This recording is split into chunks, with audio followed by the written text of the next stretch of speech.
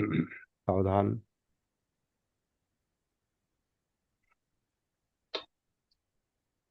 धम्मपद आज आपण 13व्या वग्गापासून सुरुवात करणार आहोत. लोकवग्गो. लोकवग्गो, लोकवर्ग. आणि धम्मपदातली क्रमशः 167वी गाथा आहे.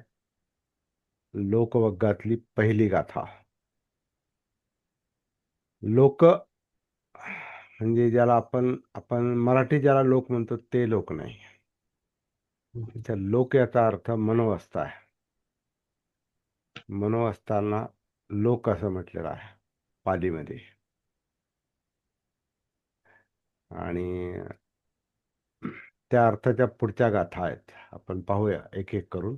पहिली गाथा आज आपण पाहूया. हीनं धम्मं न सेवेय पमादेन न संवसे मिच्छादिठ्ठीं न सेवेय न सिया लोकवढ्ढनो. त्याचा जो अनुवाद केलाय मराठीत तो थोडासा पाहिजे तसा नाही माझ्या दृष्टीनं. पापकर्म करू नका, प्रमादामध्ये लिप्त राहू नका, मिथ्यादृष्टी ठेवू नका आणि एरझरा वाढवणारे होऊ नका. स्वतःच्याच एरझरा वाढवणारे होऊ नका, असा त्याचा अर्थ आहे. इंटरेस्टिंग गाथा आहे. हीनं धम्मं. हीनं धम्मं म्हणजे आता हीन म्हणजे हीन म्हणजे खालचे जे धम्म, जे धम्म कनिष्ठ किंवा हीन दर्जाचे आहेत त्याचं पालन करू नका किंवा त्याच्यात मध्ये राहू नका, ते कर्म करू नका. आता हे हीन हीन धम्म याचा अर्थ असा आहे की धम्म हे सामान्य नाम म्हणून जे आहे ना ते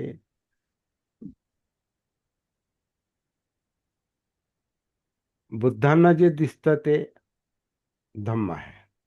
आणि बुद्ध म्हणजे जागृत अवस्था आहे, हे आपण पाहिलं.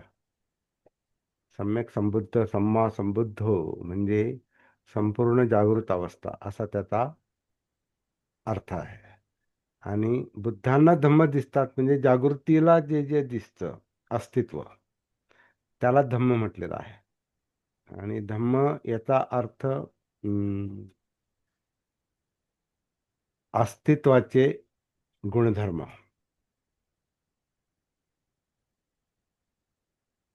एक मिनिट हा.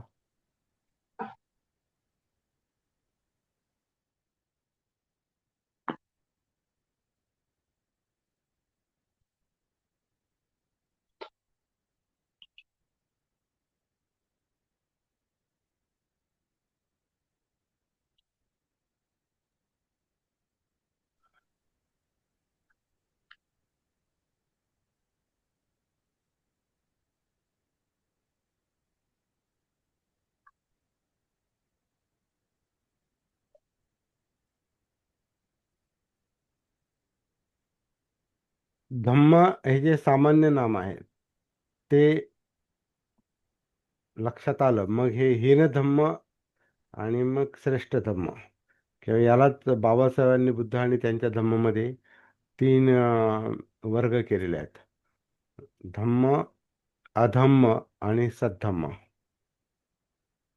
धम्म, अधम्म, ह्या अधम्म म्हणजे हे हीन धम्म आणि सद्धम्म म्हणजे श्रेष्ठ धम्म ज्यांचं पालन करावे. याचा अर्थ धम्म हा शब्द फक्त पवित्र अर्थानं धम्म असा नाही. तो धम्म म्हणजे गुणधर्म आहेत, धम्म म्हणजे वैशिष्ट्य आहेत, धम्म म्हणजे मनोधम्म आहेत आणि मेंटल ॲक्टिव्हिटीज किंवा सायकोलॉजिकल ॲक्टिव्हिटीज, मानसिक क्रिया ज्या आहेत ना त्याला धम्म म्हटलेलं आहे. कारण मानसिक क्रिया ज्या आहेत ना म्हणजे मन जे आहे तेच आपल्याला वेगवेगळ्या कृती करायला लावतं, कर्म करायला लावतं. म्हणून त्यांनी आता अनुवाद जो केलाय पापकर्म करू नका, पण तसा अर्थ त्याचा नाही. हीन धम्म न सेवेय म्हणजे जे हीन धम्म आहेत, जे अधम्म आहेत, जे वाईट कर्म करायला लावतात, त्याच्यापासून सावध राहा. म्हणजे त्याच्यामध्ये राहू नका. त्याचा सार म्हणून त्यांनी हा अनुवाद केला. अनुवाद शब्द चुकीचा नाही, परंतु त्या शब्दांचा हा अर्थ नाही. पापकर्म असं म्हटलं, पापकर्म हे हीन धम्माचा परिणाम आहे. ती नंतरची गोष्ट आहे. मुळातच जे हीन धम्म म्हणजे अधम्म आहेत किंवा वाईट मनोवस्था ज्या आहेत, ज्या वाईट करायला लावतात, अकुशल करायला लावतात, पापकर्म करायला लावतात, शिलाचरण होऊ देत नाहीत, अशा ज्या वाईट मनोवस्था आहेत, त्या मनोवस्था म्हणजे लोक आहेत. त्याला लोक असा पण शब्द आहे. तर त्या मनोवस्थामध्ये जे असतं ते मनोधम्म. धम्म म्हणजे ऍक्टिव्हिटी, कृती, कर्म, मानसिक कर्म, म्हणून मनोधम्म. त्या मनोधम्मांमध्ये काही अधम्म असतात, काही सद्धम्म असतात. ज्या वाईट प्रवृत्ती असतात त्या अधम्म किंवा हीनधम्म, मनोधम्म प्रवृत्ती ज्या आहेत, त्या ज्या वाईट असतात, त्या आपल्याला अडचणीत टाकतात. त्या आपल्याकडून वाईट काम करून घेतात. आणि त्याच्यात मुख्यतः जे त्या मनोधम्मांना काय तुला बिघडलं मग? माईक बंद करा.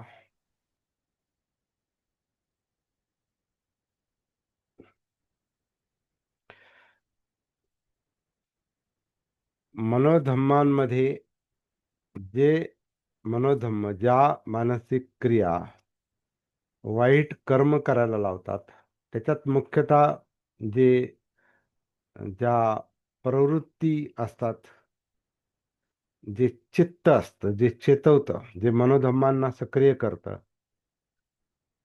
ते चित्त वाईट कर्म करायला लावतं. आणि ते मुख्यतः लोभ आणि द्वेष आहे. म्हणजे पाहिजे नको, म्हणजे तृष्णा. तृष्णेची जी दोन रूपं आहेत, ही एक काहीतरी पाहिजे पाहिजे आणि नको नको नको असं.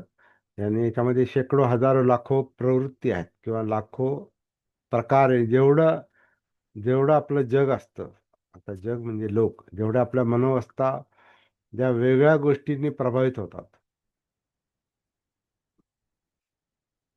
त्या त्या ठिकाणी त्या त्या मनोवस्था तयार होतात. म्हणजे ते मनोधर्म तयार होतात.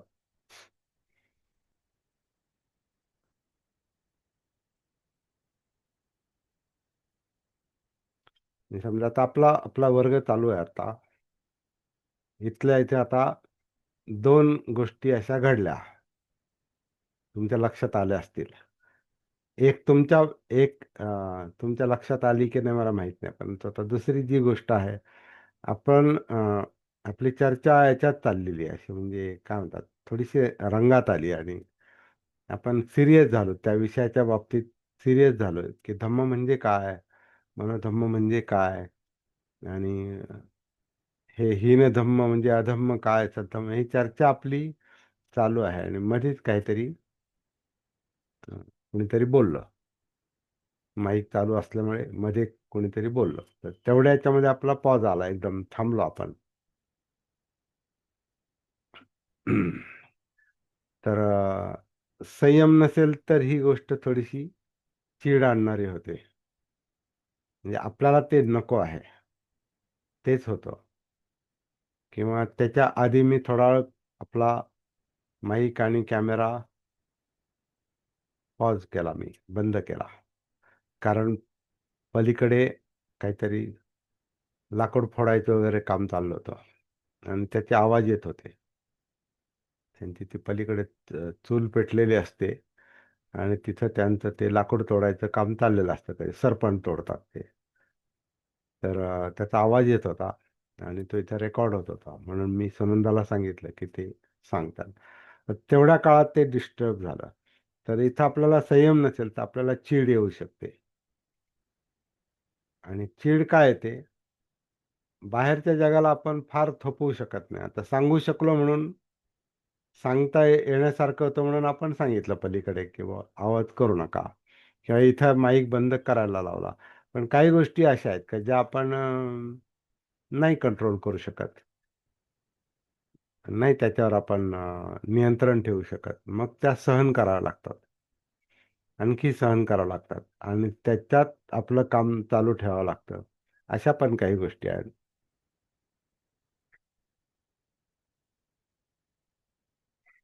सांगायचा मुद्दा असा आहे की अशा ज्या घटना घडतात याने आपलं चित्त तयार होतं की हे नको, हे पाहिजे आणि ते नको.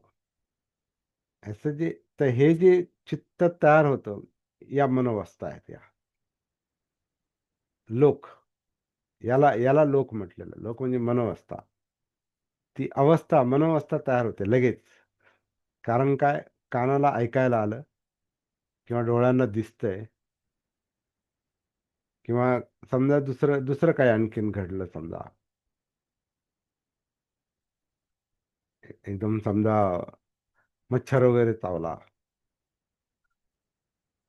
किंवा आणखीन काही झालं किंवा आता समजा टिनिटसचा प्रॉब्लेम आहे, ते एकदम समजा काहीतरी कानामध्ये माझा आवाज सुरू झाला एकदम, तर ते थोडंसं डिस्टर्ब होतं ते माइंड. इथं आपल्याला पेशन्स ठेवावा लागतो, म्हणजे तो प्रॅक्टिसने येतो. पण तो पेशन्स नसेल, तर पेशन्स नसण्याचं कारण तिथं सती नाही, त्याचं भान नाही. आणि भान नाही, सती नाही याचा अर्थ असा की जे जे होतंय, जे घडतंय, ते एक तर मला पाहिजे मध्ये येतं, नाही तर नको मध्ये येतं. हे असं पाहिजे आणि तसं नको. म्हणजे कानात आवाज येतो, हा ते नको मला, पण तो येणार.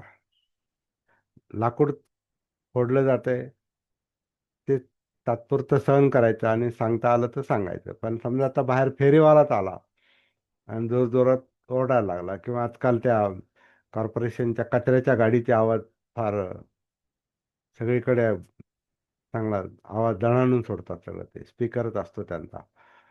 तर तेवढा काळ सगळं वातावरण हे होतं, म्हणजे काही काम असेल शांततेचं तर डिस्टर्ब करणार असतं ते. शांतता पाहिजे असेल आणि तो स्पीकर सुरू झाला तर आपलं काम डिस्टर्ब होतं. समजा आता असं आपलं वर्ग चाललाय आणि ते रेकॉर्डिंग आपल्या ह्याच्यात येतं, ते तो तो जो आवाज आहे तो आपल्या ह्याच्यामध्ये रेकॉर्ड होतो. असे आपले काही पूर्वी सत्र झालेली आहेत, काही असे काही सत्रांमध्ये ते आवाज आलेले आहेत, तर नाईलाज असतो तिथे. किंवा थांबून घ्या एक 5 मिनिटं तरी, 3 मिनिटं 4 मिनिटं थांबून घ्या, अशी ती अवस्था असते. तर ह्या गोष्टी ज्या असतात, हे आपल्याला विचलित करतात आणि नवीन नवीन मनोवस्था तयार होतात. इथे आपल्या धम्मपदाच्या अभ्यासातून आपल्या विधायक मनोवस्था पण तयार होतात. म्हणजे जे जे धम्म समजा अधम्म आहेत, जे त्रासदायक धम्म आहेत, ते एकदम सद्धम्म म्हणजे चांगले विचार, चांगल्या मानसिक क्रिया निर्माण होतात. चांगलं चित्त निर्माण होतं. एक असं अपलिफ्टमेंट होते, अशी एक म्हणजे उदात्त मनोवस्था पण तयार होते, चित्तावस्था तयार होते, उदात्त विचार. हे शब्द किती चांगले आहेत. तर ते तशा मानसिक क्रिया आपल्या सक्रिय होतात, तसं चित्त क्रिएट होतं. हा, धम्म म्हणजे हीन धम्म किंवा अधम्म किंवा सद्धम्म, उच्च मनोवस्था, उच्च मानसिक क्रिया, मनोधम्म, उच्च मनोधम्म. तर हे असे प्रॅक्टिकली क्रिएट होतात. तर हे लोक ह्या मनोवस्था तयार होतात अशा. आणि अशा आपल्या व्यवहारात जगताना आपल्याला सती जर नसेल, स्वतःचं भान नसेल, आपण स्वतःशी कनेक्टेड नसू, सावधान नसू, तर दररोज अशा शेकडो मनोवस्था तयार होतात आणि जातात. शेकडो लोक, शेकडो धम्म, मनोधम्म असे निर्माण होतात आणि लयात जातात, नवीन निर्माण होतात. असं ते हेलकावे चालूच असतात. उदाहरणार्थ आपण टीव्ही पाहत असू.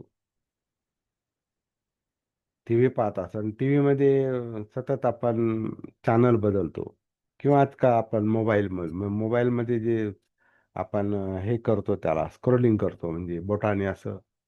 तर सतत ते चालू असतं, असं नुसतं बोट फिरवलं की नवीन नवीन व्हिडिओ, नवीन काहीतरी मेसेज. पुन्हा जेवढं आपलं ते बोट चालू असतं आपल्या मोबाईलवर सतत सतत, तर ते अं, काही पण काही पण ते लगेच असं हे केलं की चालूच असतंय. आपण प्रत्येक गोष्ट आपल्याला विचार करायला लावते.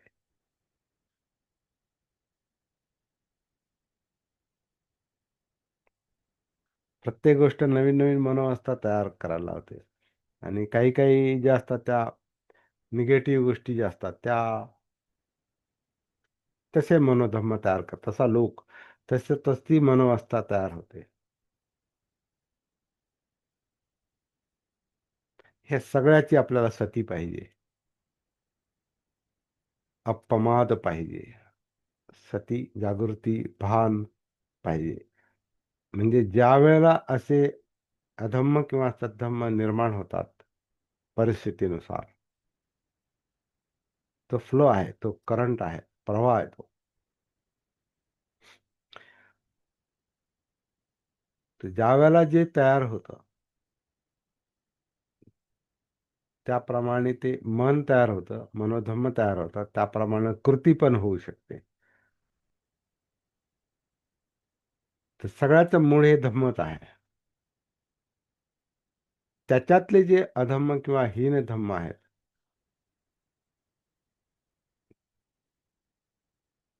त्याप्रमाणे करू नका. न सेवेय. त्यानुसार घडणारं वाईट कर्म, पापकर्म हे होऊ देऊ नये. पण आता हे कसं होणार नाही? ते हीन धम्म, ते अधम्म हे लक्षात आले पाहिजेत. ते दिसले पाहिजेत.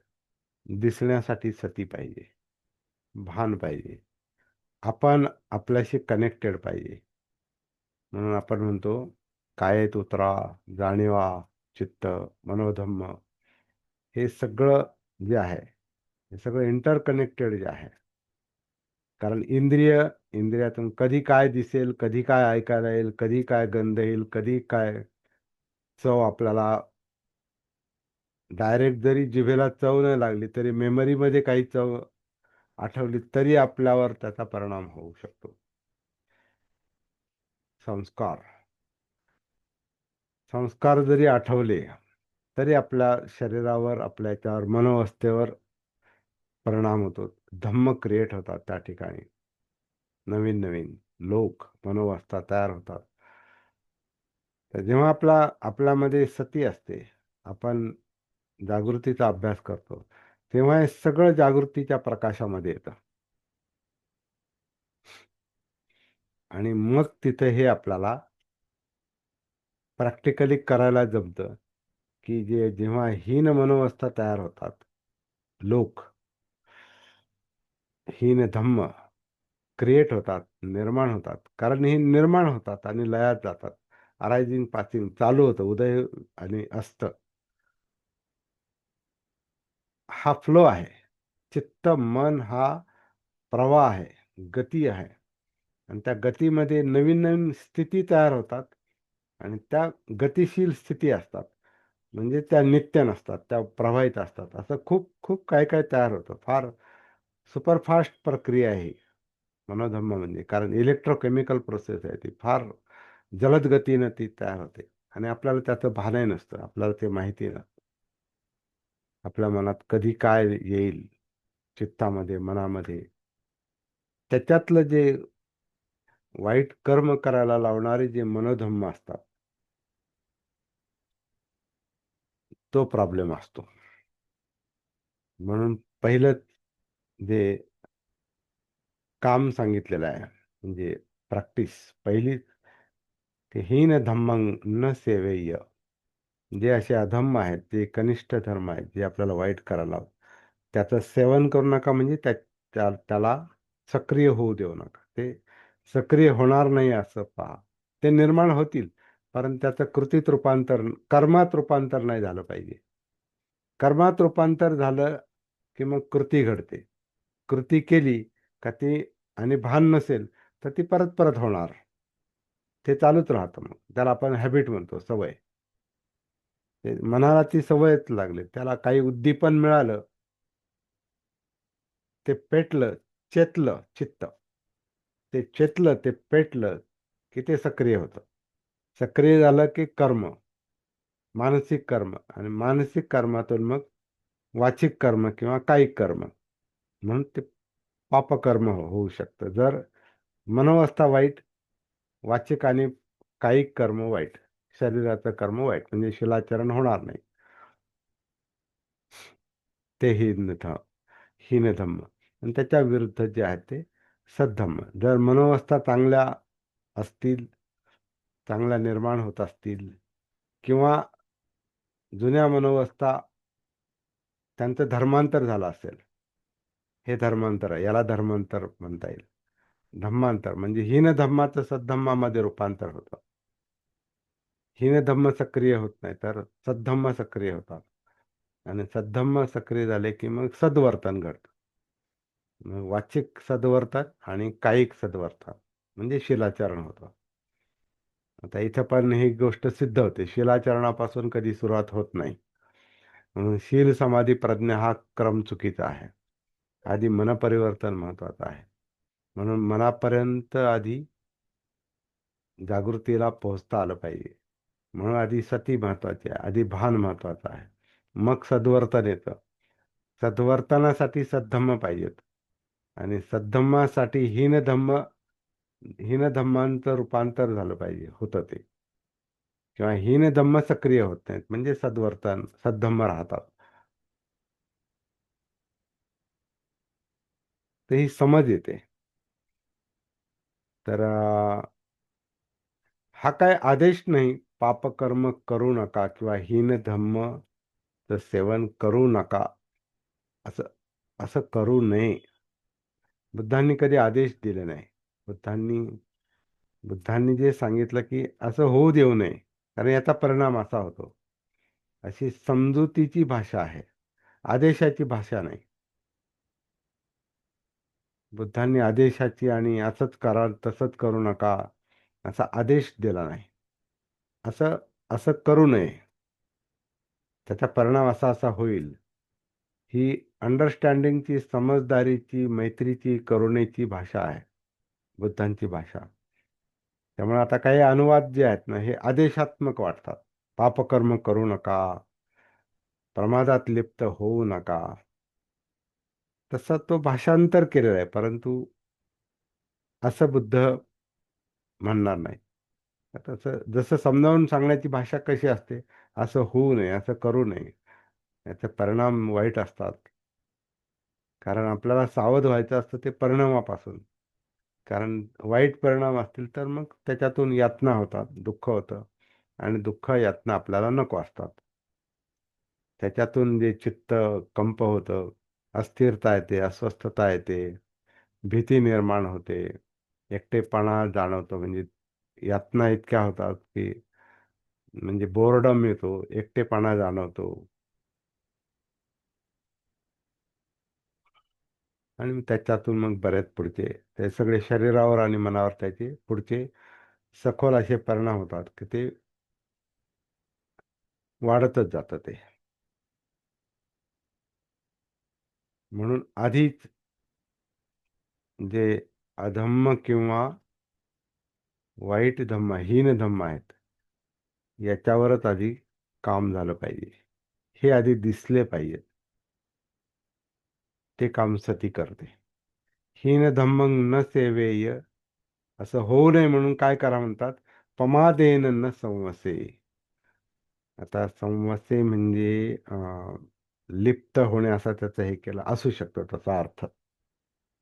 तर पमाद म्हणजे अप्रमादाच्या विरुद्ध पमाद. अजागृती, अजागृती म्हणजे पमाद. आता पमाद याचा एक अर्थ मिस्टेक्स करणं असा होतो, म्हणजे चुका करणं. आणि चुका कधी होतात, जेव्हा मनुष्य अजागृत असतो तेव्हा. भानावर नसतो तेव्हा, तेव्हाच मिस्टेक्स होतात. अं, मन तेव्हा वाईट धम्म धारण करतं. वाईट गोष्टींवर ध्यान मनाचं तेव्हा जातं, तेव्हा ते मन ध्यान करतं त्याचं, जशी त्याची इच्छा असते. वाईट वाईट जर हे असेल, वाईट गोष्टींवर जर ध्यान असेल, मनाचं लक्ष असेल, अटेन्शन असेल, तर ते चित्त तसं आहे, जे ते मनाला तसं करायला भाग पडतं. म्हणून ते मन हीन धम्म धारण करतं. म्हणून त्याचं भान पाहिजे, त्याचा अप्रमाद पाहिजे. म्हणजे प्रमाद नको. संवसे म्हणजे सोबत असणे. संवसे म्हणजे त्याच्या सोबत, म्हणजे कशाच्या सोबत? वाईटाच्या सोबत, हीन धम्मांच्या सोबत. हीन धम्म नको असतील तर अजागृती अजागृतीच्या सोबत राहू नका, म्हणजे जागृतीचा अभ्यास करा. जागृतीचा अभ्यास करा. अजागृतीच्या सोबत राहू नका. त्याचे संवसे म्हणजे त्याच्या सोबत, त्याची सोबत नको असेल अजागृतीची, तर जागृतीचा अभ्यास करा. म्हणजे सती पठ्ठाण. मग प्रमाद राहत नाही, मिस्टेक्स होत नाही.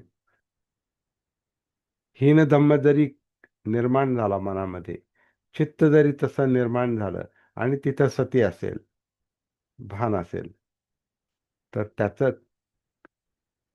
कृतीत रूपांतर होणार नाही. अधम्माचं रूपांतर वाईट कृतीत होणार नाही. हीन धम्माचं रूपांतर वाईट कृतीत होणार नाही, म्हणजेच आपल्याकडून शीलभंग होणार नाही.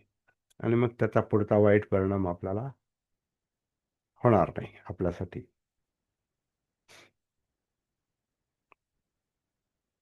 हे सगळं कशामुळे होतं? मिथ्यादिठ्ठीं न सेवेय. तर पुन्हा मिथ्यादृष्टी म्हणजे समज, चुकीची समज. मिथ्यादृष्टीं न सेवेय. मिथ्यादृष्टीचं सेवन, मिथ्यादृष्टी ठेवू नका, बाळगू नका, असा त्याचा अर्थ आहे. आता मिथ्यादृष्टी कशामुळे येते? की ती चुकीची समज कशामुळे येते तेच कळत नाही. म्हणजे का कळत नाही? आपल्याला का कळत नाही? किंवा समजा आपण बाल होतो तर का कळत नव्हतं? आजही काही गोष्टी का कळत नाहीत? तर जे कळत नाही ती मिथ्यादृष्टी, चुकीची समज. एक तर कळतच नाही, किंवा कळालं तर चुकीचं कळू शकतं, मिथ्यादृष्टी असू शकते. तर हे कशामुळे होतं? सती नसल्यामुळे, ते प्रमादामुळे होतं ते. म्हणजे अप्रमाद नाही, म्हणजे भान नाही. भान असेल, जागृती असेल, तर त्याचा एक सरळ परिणाम असा होतो की गोष्टी समजायला लागतात. मन समजायला लागतं. मन लक्षात येतं. हे हीनधम्म आहेत, हे सद्धम्म आहेत, हे अधम्म आहेत, सद्धम्म आहेत. चांगल्या वाईटाची जाण येते. मिथ्यादृष्टी आणि सम्यक दृष्टी हे कळायला लागतात, समजायला लागतात. अयोग्य दृष्टी आणि योग्य दृष्टी याची समज येते, ती जागृतीमुळे येते. आणि मग मिथ्यादृष्टी कमी होते. चुकीची समज जी आहे ही चुकीचं वर्तन करायला लावते. तर ही चुकीची दृष्टी, मिथ्या दृष्टी, ह्याचं याचं रूपांतर झालं पाहिजे, किंवा याच्यातून बाहेर पडलं पाहिजे. मिथ्या दृष्टीत राहू नका, मिथ्या दृष्टी बाळगू नका, असं याचा एक आदेशात्मक अर्थ आहे. पण तो तसं बाळगू नये, मिथ्या दृष्टी ठेवू नये. चुकीची धारणा, चुकीचं ध्यान, चुकीची पकड असू नये. त्याचं त्याचं जर भान असेल, तर मग वाईट वाईट ध्यान करणारच नाही, चुकीचं ध्यान होणारच नाही. तो अधम्मत आहे तो. जेव्हा सम्यक दृष्टी असते, म्हणजे मिथ्या दृष्टी नसते, तेव्हाच आपल्याला योग्य ठिकाणी आपलं ध्यान, अटेन्शन राहू शकतं. तर अशा प्रकारे ही जर मिथ्या दृष्टी असेल, चुकीची दृष्टी असेल, आपण प्रमादात असू म्हणजे अजागृत असू, आणि हीन धम्म म्हणजे अधम्म जर असेल, चुकीचे मनोधम्म जर निर्माण होत असतील,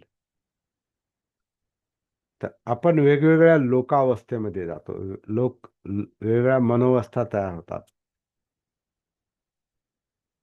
आणि त्यानुसार विचार प्रक्रिया चालते, त्यानुसार वाणी चालते, त्यानुसार शारीरिक कृती चालते. आणि तो जर हॅबिच्युअल पॅटर्न बनला, तो जर सवयीचा भाग बनला, तर तीच गोष्ट पुन्हा पुन्हा पुन्हा पुन्हा पुन्हा पुन्हा होते. म्हणजे नवीन नवीन लोक तयार होतात, नवीन नवीन मनोवस्था तयार होतात, आणि त्या, असं म्हटलेलं आहे की ते भवचक्र आहे. आणि भवचक्रामध्ये काय होतं, पुन्हा पुन्हा बनतं ते. तर ते पुन्हा पुन्हा ते तसंच होतं. सवयीचा भाग असा असतो की ते परत परत तसंच होतं. आणि हे सगळं तसंच का होतं ते माहितीच नाही, ते कळतच नाही. त्याची समज नाही, त्याची दृष्टी नाही. त्यामुळे ते वर्तन तसं होतं. तर ते समजलं पाहिजे. समज येण्यासाठी त्याचं भान पाहिजे, सती पाहिजे. जर ते नसेल तर नवीन नवीन लोक मनोवस्था तयार होतात, आणि मग भवचक्र जणू काय तयार होतं. आणि त्याच्यामध्ये एरझाऱ्या लोकवढ्ढनो. आता लोकवढ्ढन म्हणजे नवीन नवीन मनोवस्था तयार होणे, पुन्हा पुन्हा त्याच त्याच मनोवस्था तयार होतात. त्या होऊ देऊ नका, होऊ नयेत असं पहा, असे प्रयत्न करा, अशी साधना करा, असा संदेश या ठिकाणी आहे. तर पुन्हा पुन्हा एरझरा वाढू नयेत आपल्या, म्हणजे याला भवचक्र म्हटलेलं. मग जन्म, पुनर्जन्म किंवा भव, भव पुनर्भव, हा जो कन्सेप्ट आहे, ही जी संकल्पना आहे, जन्म पुनर्जन्म, भव पुनर्भव, पुन्हा पुन्हा घडणं, म्हणजे एरझारा मारणं आहे. एरझारा मारू नका असं म्हटलेलं. मार एरझारा माराव्या लागणार नाहीत, परत परत ते होणार नाही, याच्यासाठी योग्य ते काम करा, असं जणू काही या ठिकाणी सांगितलंय असं लक्षात येतं. मला जसं समजलं तसं मी सांगण्याचा प्रयत्न केलेला आहे. इंटरेस्टिंग गाथा आहे.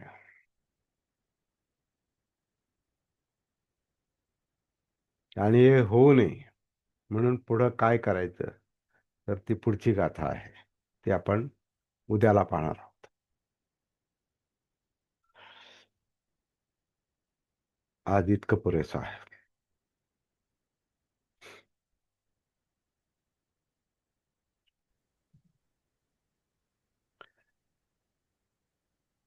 आपली काया, वेदना, चित्त, मनोधम्म, मन, एकापेक्षा वरचढ असलेल्या गती आहेत या.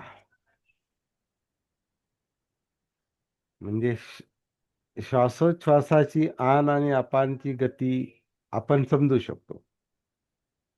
आत्ता या क्षणी आपली काया, आपलं शरीर ज्या गतीनं श्वास आत घेतं सोडतं, त्याच्या निमित्तानं जे हालचाली चाललेल्या आहेत, आपला जो डायफ्रॅम जो आहे, श्वासपटल, पोटाची हालचाल, छातीची हालचाल, पाठीची हालचाल, ही धडाची हालचाल, तर हे थोडं समजू शकतो आपण.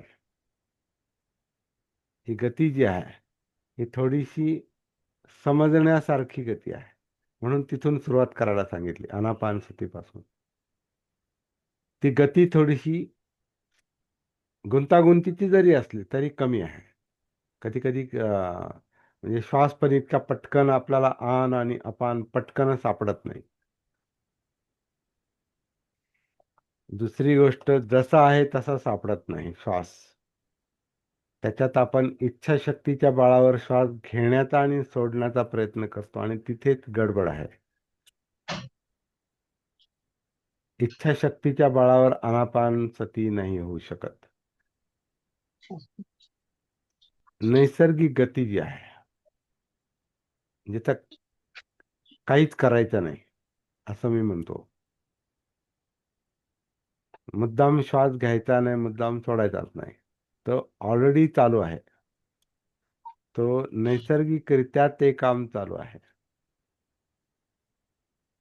आपलं काम फक्त सती आहे, श्वास घेणं आणि सोडणं नाही.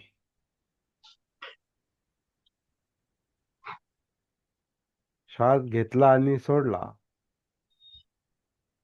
हे तर कृत्रिम, ते ध्यान आहे. ध्यान आपण इच्छा लावतो तिथे. इच्छेनुसार श्वास घ्यायचा आणि सोडायचा, ती वेगळी साधना आहे. जागृती सतीची साधना जी आहे, तिथं आपण इच्छाशक्ती नाही, इच्छाशक्ती ऑलरेडी सक्रिय आहे. अजून नवीन इच्छा नाही निर्माण करायच्या, कारण आपल्याला ऑब्झर्वेशन करायचं, आपल्याला निरीक्षण करायचं, आपल्याला पाहायचंय, आपल्याला सत्य जाणून घ्यायचे. तर मग सत्य श्वास कसा आहे, वास्तविक श्वास कसा आहे, तर काही न करता जे चाललेलं आहे, आन आणि अपान, काही करायचं नाही, ते चालू आहे. तो सतीचा विषय आहे. ती आनापान सती म्हणतो मी. वास्तव आहे. त्यातच आपण भान ठेवू शकतो. नाही तर इच्छाशक्तीच्या बळावर आपण असं करून तसं करू, इथं ध्यान देऊन तिथं ध्यान देऊ, तिथे इच्छाशक्ती लावतो. इथं इच्छाशक्तीचा आणि तृष्णांचा तर अभ्यास करायचा आहे, आणि नवीन इच्छा तिथं लावल्या तर मग ते अभ्यास, तो अभ्यास नाही होत. आपण नवीन इच्छाशक्तीनुसार ध्यान करतो आणि मग ते दुसरीकडेच आपण जातो, त्या विषयाकडे जे सांगितलेलं असतं करायला, किंवा आपल्या मनातल्या इच्छेनुसार आपण जे करतो, तर ते तिथं मन अडकतंय. ते मन ध्यान धारणा पकड आहे, पकडत आहे तिथं ते. नाही, इथे ऑलरेडी अनेक गोष्टींनी पकडलेलं आहे आपल्याला. हे मनोधम्म लोकधम्म जे आहेत, आता हे सगळे मनोधम्म अधम्म सद्धम्म सगळ्या गोष्टींनी असं पकडलेलं आहे, जखडलेलं आहे. त्याचाच तर ताण आहे मनावर, टेन्शन आहे. त्याच्यामुळे तर चित्त कंपित होतं. ते सगळ्याचा आपल्याला अभ्यास करायचा असेल, तर जे घडतंय, चालू आहे, त्याचंच भान आलं पाहिजे. आनापान सतीमध्ये नैसर्गिक आन, नैसर्गिक अपान जे आपण करत नाही, ते होतंय, ते घडतंय, तर त्याच्या गतीमध्ये उतरायचा अभ्यास म्हणजे केला पाहिजे असं मला वाटतं. आणि ती गती जी आहे ती तुलनेनं अ, अ, लक्षात येण्यासारखी आणि जाणवणारी आहे. आणि आपण जितका जास्त आनापान सतीचा अभ्यास करतो, आपण प्रॅक्टिस करतो, साधना करतो, तितकी ती विस्कळीत गती स्थिर होते. म्हणून आनापान सतीची साधना महाफलदायक म्हटलेलं आहे. पहिला फोकस त्याच्यावरच केला पाहिजे. त्या निमित्तानं चित्त मन शांतपण होतं. आधी श्वास शांतपणे आपल्याला जाणवतो, कारण त्याची गती कमी असते, त्यात गुंतागुंत थोडी कमी आहे. पुढं सरकलं, आनापानसती विशेषतः काया आनापानसतीच्या आधारे आपण कायेमध्ये जर उतरलो, तर मग गुंतागुंत आणखीन पुढची आहे. अनेक गती आहेत. मग जसं आता एक श्वास गती आहे, हृदयाची गती आहे, पचनक्रियांची गती आहे, दुसऱ्या विचारांची गती आहे, भावनांची गती आहे. तसे सगळं ते ज्या काही सिस्टम्स आहेत, त्या काही 12-13 आपण क्रिया पाहिल्या, श्वसन क्रिया, हृदयाभिसरणाची क्रिया किंवा पाचन क्रिया, अस्थि संस्था वगैरे वगैरे ज्या काही 12-13 गोष्टी आहेत, तर त्या सगळ्या मुवमेंट्स आहेत, त्या सगळ्या हालचाली आहेत, त्या सगळ्या गती आहेत. तर एक श्वासाची गती पाहता पाहताच आपल्याला बऱ्याच गोष्टी लक्षात येत नाहीत सुरुवातीला. तर सगळ्या गती एकत्र पाहिल्या तर कसं होणार? नाही होत त्या. आणि त्या जसा शास्त्रांनी अभ्यास केलाय तसंच जाणवेल असं नाही. आपल्याला आपल्या पद्धतीने ह्या सगळ्या सिस्टम काया हे आपल्याला जाणवणार आहे. आपल्या पद्धतीनं. आपल्याला जितकी जास्त स्थिरता, शांतता येते आपल्यामध्ये, तसतसं त्याचा बोध होत जाणार आहे. बोधी. श्वासातून कायेमध्ये उतरल्यानंतर. तर श्वासाची गती थोडीशी कमी आहे. त्यात अ, विस्कळीतपणा कायेपेक्षा कमी आहे. म्हणजे व्हरायटी किंवा विविधता. श्वासातली विविधता कायेतल्या एकूण सगळ्या विविध गतींपेक्षा ती थोडीशी कमी आहे. म्हणून ती आनापानसती आपल्याला तिथून सुरुवात केली पाहिजे. मग काया. आता काया ही जिवंत काया आहे. आता या सगळ्या सिस्टम्स ज्या चाललेल्या आहेत त्या जाणवतात किंवा त्यामध्ये फिलिंग्ज आहेत, वेदना आहेत. तर कायेत उतरला का मग जिवंत काया म्हणजे जाणीवा, वेदना. त्या आणखीन कायेपेक्षा आणखीन गुंतागुंतीच्या आहेत. जाणीवा. त्याच्यापेक्षा आणखीन गुंतागुंतीचं आपलं चित्त आहे, जे नेहमी कंपित असतं, जे नेहमी हेलकावे खातं, जे नेहमी पाहिजे नकोच्या मागे असतं. त्याच्या अनेक गती आहेत. कॉम्प्लिकेटेड आहेत, ते गुंतागुंतीचं आहे. आणि त्याच्यापेक्षा जास्त गुंतागुंत विचारांची आहे, मनोधम्मांची आहे. तिथं सुपरफास्ट गती आहे. सुपरफास्ट गती आहे. कारण ते इलेक्ट्रिक करंट आहेत. इलेक्ट्रोकेमिकल प्रोसेस आहे ती, ब्रेन म्हणजे. आणि ती फार सुपरफास्ट आहे आणि ती मेंदूतून सगळ्या शरीराशी कनेक्टेड आहे. टॉप टू बॉटम सगळीकडे. मज्जासंस्था.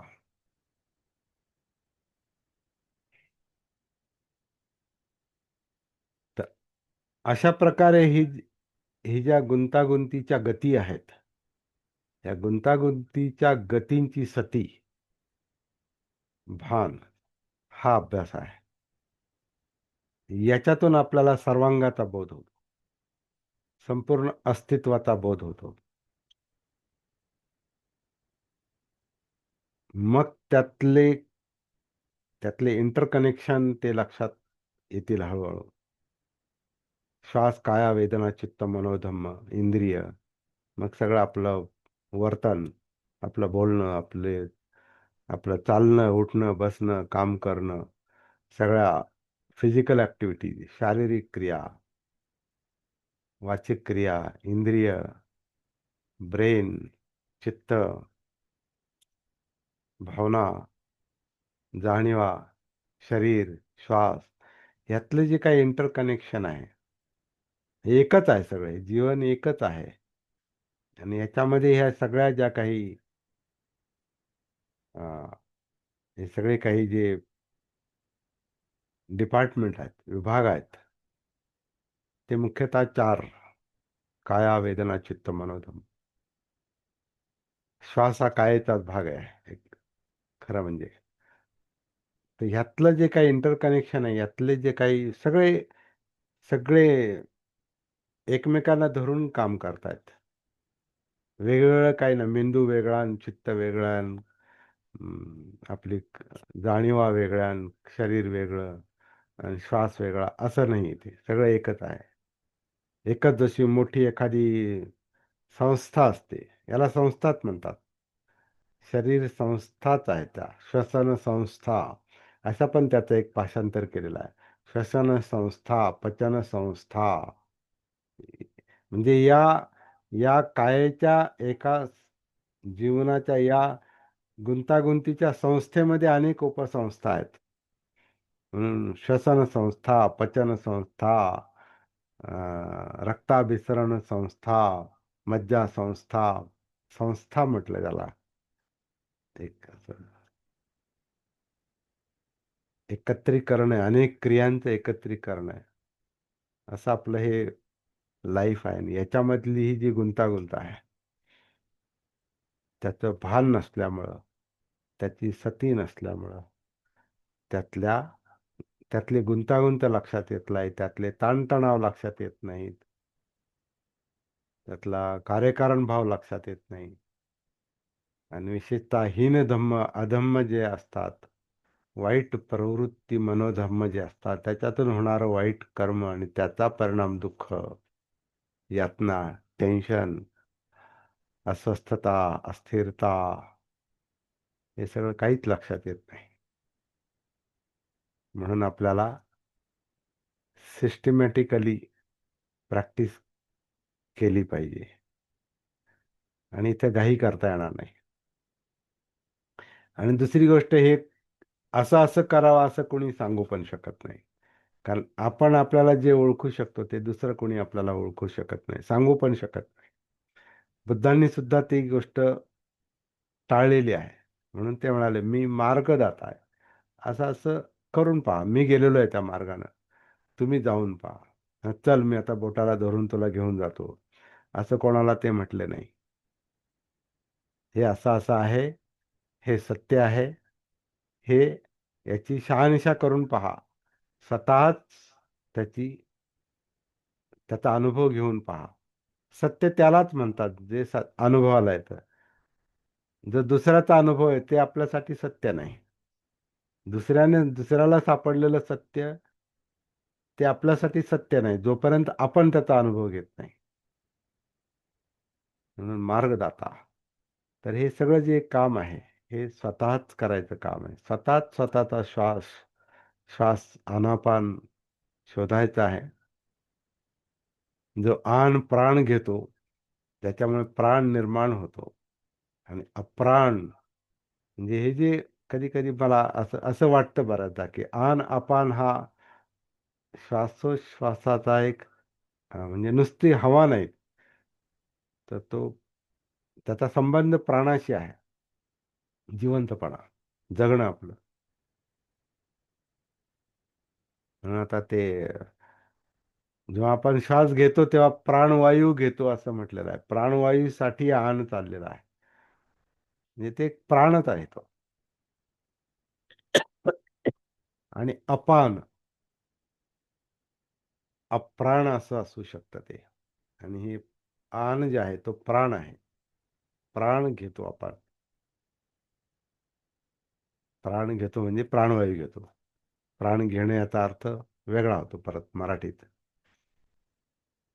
आपण प्राणवायू घेतो म्हणजे प्राण भरतो जणू का आपल्या याच्यामध्ये वगैरे. खूप सगळ्या गोष्टी डोक्याने नाही समजत. तर हे काम आहे. करा तुम्ही. हम्म. समाधी म्हणजे नेमकं काय?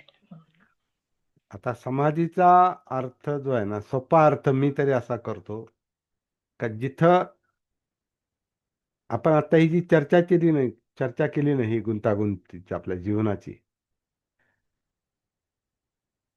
हे सगळी विस्कळीत अवस्था आपल्याला जाणवते जेव्हा भान नसतं, जेव्हा कळत नाही ते. त्या सगळं सगळं विस्कळीत आहे सगळं, म्हणजे काहीच कळत नाही, लक्षातच येत नाही ते. तर त्या सगळ्याचं एकत्रीकरण होणं म्हणजे समाधीत येणं आहे. इध इध म्हणजे इथं येणं, एकत्र येणं, एकत्रितपणा आहे ते. त्याला कॉन्सन्ट्रेशन म्हणतो आपण. एकाग्रता तेव्हाच असते जेव्हा हे सगळा विस्कळीतपणा एका ठिकाणी आपण आणू शकतो. म्हणजे विस्कळीतपणा थांबलेला आहे आणि त्याच्यामुळे चित्त एकाग्र होतं, मन एकाग्र होतं, त्याला आपण समाधी म्हणतो. परंतु ते असं एका गोष्टीवर लक्ष देऊन समाधीस्थ होणं, ती मिथ्या समाधी पण असू शकते, चुकीची समाधी. आणि नैसर्गिक समाधी, ज्याला सम्यक समाधी म्हटलंय, ती सम्यक समाधी ही सम्यक सती नंतरच येते अष्टांग मार्गामध्ये. तर फार इंटरेस्टिंग मुद्दा आहे तो. अष्टांग मार्ग उलटा आहे प्रॅक्टिकली. समाधी म्हणजे सगळं हे जी भटकंती आहे, भ्रमंती आहे, चंचलता आहे, आपल्या व्यक्तिमत्वातला जो विस्कळीतपणा आहे, सगळं पांगलेलं आहे. सगळं आपण एक नाही वाटत. आपण एक नाही वाटत स्वतःला. आपण इकडं थोडे, तिकडं थोडे, तिकडं थोडे, तिकडं थोडे, हे करू का ते करू, इकडं जाऊ का तिकडं जाऊ, ही सगळी पांगापांग आहे आपल्या व्यक्तिमत्वातली, म्हणजे डिस्टॉर्टेड पर्सनॅलिटी. सगळे विस्कळीतपणा आहे, विकृती आहे, मनोविकृती आहे. म्हणून ते, आणि त्याच्यावर काही नियंत्रण नाही आपलं, पण त्याचा त्रास होतो आपल्याला. असं ते जेव्हा नसेल तेव्हा ती समाधीची अवस्था आहे, असं म्हणता येईल.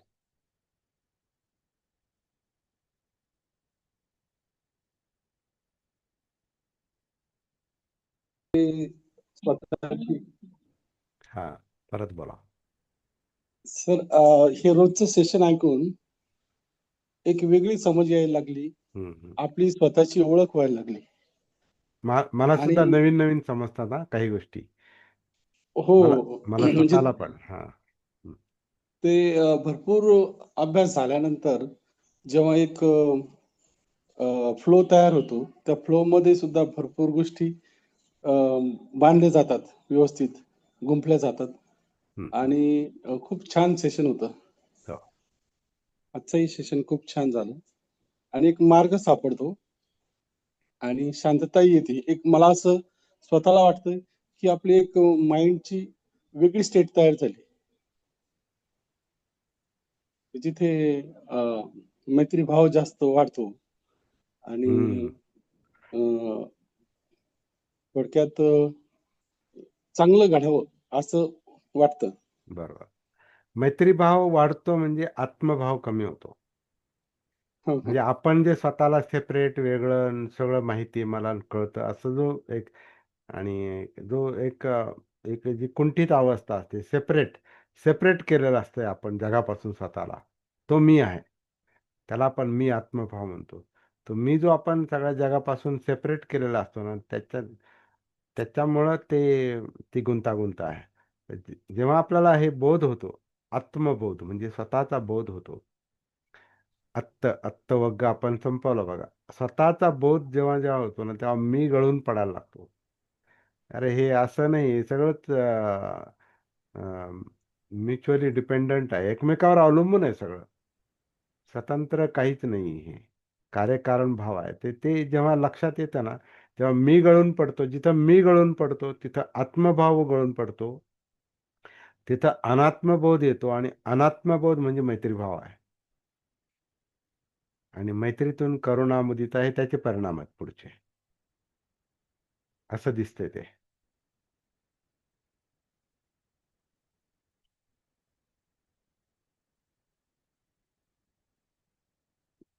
इंटरेस्टिंग आहे. आणि मला वाटतं सर, आपले बाकीचे पण जे सहकारी आहेत, हा. जे ऐकतात, त्यांची पण वेगळी स्टेट तयार झालेली दिसते मला. कारण की त्यांचे क्वेश्चन सुद्धा विचारपूर्वक क्वेश्चन येतात, चर्चा विचारपूर्वक येते. हो, हो. आणि त्याचं आन्सर पण तुमचं एकदम परफेक्ट येऊन जातं, दिशादर्शक येऊन जातं. प्रॅक्टिसनं असं जमतं ते. दिसतं. प्रॅक्टिसनं हो. जेवढं आपण आपल्यात उतरतो, जेवढं आपण आपल्याला ओळखू लागतो, तेवढं आपण इतरांना पण ओळखू लागतो. मग ते आपापच उत्तर पण असं काय विचार करून, आता हा मी असं बोलल आणि मग तसं तसा तो मुद्दा नाही तो. ते नॅचरली होते, ते नॅचरल आहे ते.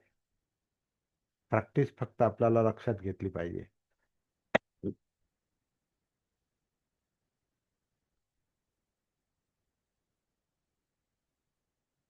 आणि नैसर्गिक श्वास हा पहिला एक चांगलं फाउंडेशन आधी ते तयार करून घेतलं पाहिजे.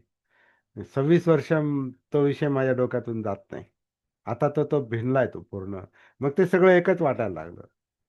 आता आनापानसतीन, काया वेदना चित्त मनोधम्म, आणि ते सगळं वेगवेगळं नाही वाटत, ते एकच आहे ते. फक्त बोलताना वेगळं बोलतोय आपण. बोलताना आपण काय म्हणतो आपण, वेगवेगळे पुर्जे धरून बोलतो ना. मग अशी आपण म्हटलं ना गाडी, तर आपण कधी ब्रेक म्हणतो, कधी पायडल पायडल म्हणतो, कधी काय चाक म्हणतो, कधी टायर म्हटलो, कधी काय म्हणतो, पण ते सगळं एकच आहे. एकातच ते वेगवेगळे भाग आहेत. तसं आपण श्वास वेगळा म्हटलो म्हणजे मन वेगळं आहे असं नाही. श्वासावर बोललं म्हणजे चित्त वेगळं असं नाही. काया वेगळं आणि बोलणं वेगळं आणि डोळे वेगळे, कान नाही. सगळं एकच आहे ते. कारण सगळं एकत्रित चाललंय म्हणून आपलं जीवन चालू आहे. So they are not separated from each other. पण सुरुवात करताना एकापासून करावं लागतं.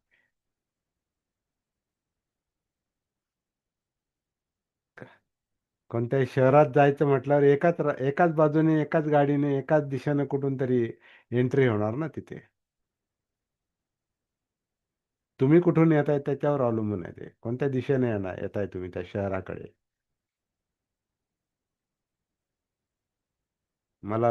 नगरून मला लोणीत यायचं म्हटल्यावर मला तो ठरलेलाच रस्ता आहे. त्याच मार्गाने मी येऊ शकतो. मला दुसरीकडून तुमच्याकडे यायचं म्हटलं मला आधी दुसऱ्या गावाला गेलं पाहिजे आणि मग तिकडून लोणीत आलं पाहिजे.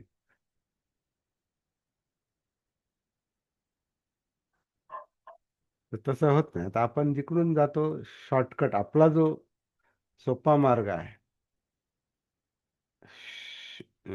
शॉर्टेस्ट डिस्टन्स, तेच धरून आपण आधी एंट्री करणार.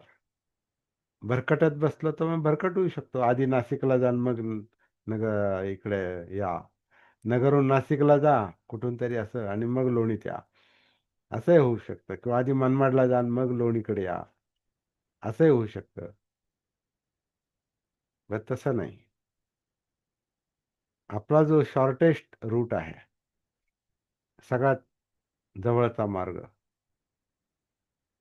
तो धरून आपण एंट्री केली पाहिजे. मग ते ठिकाण आपल्याला माहिती होतं.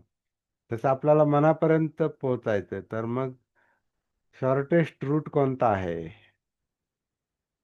तर काही लोक काय करतात, मनापर्यंत पोहोचायचं मग मनाचा अभ्यास करायला सुरुवात करतात. मनावरची पुस्तकं वाचतात, आणि ती शेकडो हजारो आहेत. किंवा मग वेगवेगळ्या प्रकारचे इतरांनी सांगितलेली ध्यानं करतात. अभ्यास करायचा आपल्या मनाचा, आणि ध्यानं करतात इतरांनी सांगितलेली.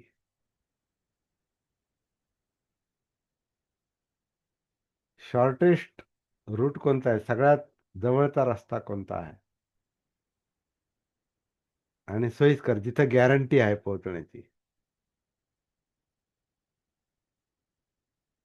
तो रस्ता सोडला तर आपण कधीच पोहोचू शकत नाही.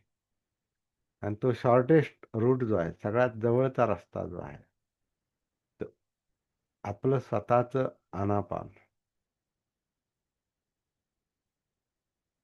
प्राण आणि अप्राण जिथं चाललेलं आहे, जिवंतपणा टिकून ठेवण्याचं काम, आणि ते नॅचरली चाललेलं आहे, तोच शॉर्टेस्ट रूट आहे. जवळचा रस्ता तोच आहे. इकडं तिकडं भरकटत बसलो तर मग भरकटतच राहू. ज्ञानात भरकटतो आपण जास्त, प्रज्ञेमध्ये भरकटत नाही. प्रज्ञेमध्ये डायरेक्ट इन्साइट, डायरेक्ट समज आहे, सरळ सरळ. आणि प्रज्ञा हा शॉर्टेस्ट रूट आहे, जवळचा रस्ता. पण आजकाल हा जवळचा रस्ता बहुतांश लोकांच्या बाबतीत, संस्थांच्या बाबतीत,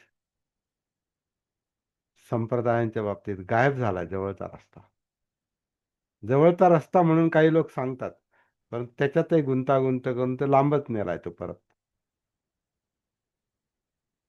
त्याला गुंतागुंतीचा बनवला म्हणून इतके वर्ष लोक धडपडतायत, तरी पण तडफडतायत, नाही सापडत. अनुभव बोलतो आम्ही. आपल्याला टीका नाही करायची. कोणाच्या उणिवा दाखवणं हा आपला उद्योग नाही. आपला ते काम नाही करायचं. त्याचा तसं घडतंय म्हणून आपण ते बोलतो. कोणाविषयी आपण मनामध्ये असं काही आकस ठेवायचा आणि मग कोणाचा अनादर करायचा असा मुद्दा नाही. कोणाचा अनादर करणं ही आपली मिथ्या दृष्टी आहे. आपली चुकीची समज आहे. त्याचा त्रास आपल्याला होईल. ज्याला जसं समजलं तसं तो बोलणार. त्याच्या व्यतिरिक्त कोणी काय बोलू शकत नाही. मला जसं समजते तसंच मी बोलू शकतो. आणि मला सांगितलं नाही ना दुसरं बोला,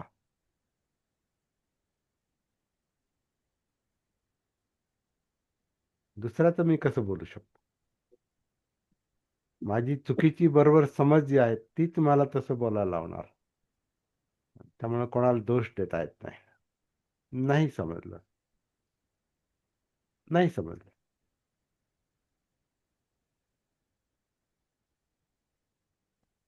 ते अस्तित्वाचं भान आलं नाही.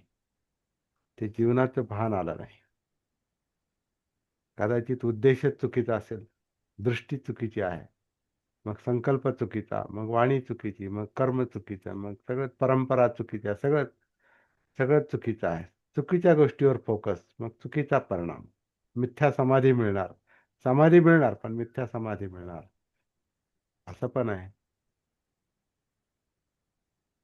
आधी स्वतःचं बघावं असं मला वाटतं. आत्ता दीपक हो.